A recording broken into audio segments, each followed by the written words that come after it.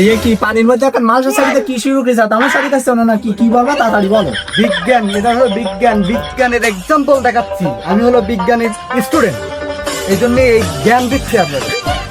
এইটা হলো পৃথিবী, আরে চারপাশে যে আছে এগুলো হলো পানি। শুনেছেন যে পৃথিবীর 1 ভাগ মাটি আর 3 ভাগ পানি। এই হলো আমাদের স্বাদের ভুবন। এই ভুবন না ভবন, ভবন।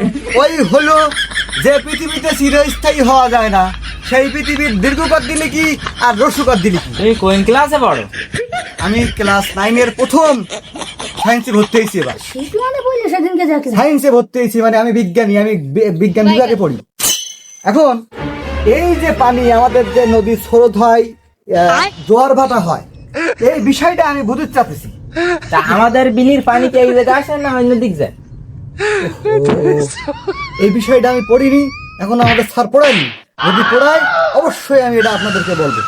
এখন এখনো যে বিষয়টা আসলে বলবো এইটুকু শিখেছি, আর বাকিটা আমার হয়নি। এখন হলো তারপর আমি একজন বিজ্ঞানী। হ্যাঁ, ঠিক আছে, আপনার যথেষ্ট সম্মান দেবো আমরা। হ্যাঁ হ্যাঁ, অবশ্যই সম্মান দেবেন। এই আপনার এলাকায় আমি একজন ঠিক আছে। বিজ্ঞান বিভাগের ছাত্র, বুঝতে পেরে। হ্যাঁ ঠিক আছে, আপনারা আসেন। আমি তো ভুলে গেছি আসলে, আমার মনে নেই আর বাকিটা কি পড়িলাম। এই পৃথিবী ঘুরতে উল্টে যাবে, উল্টে যাবে, শিখতে ঠিক আছে, আপনারা আসেন।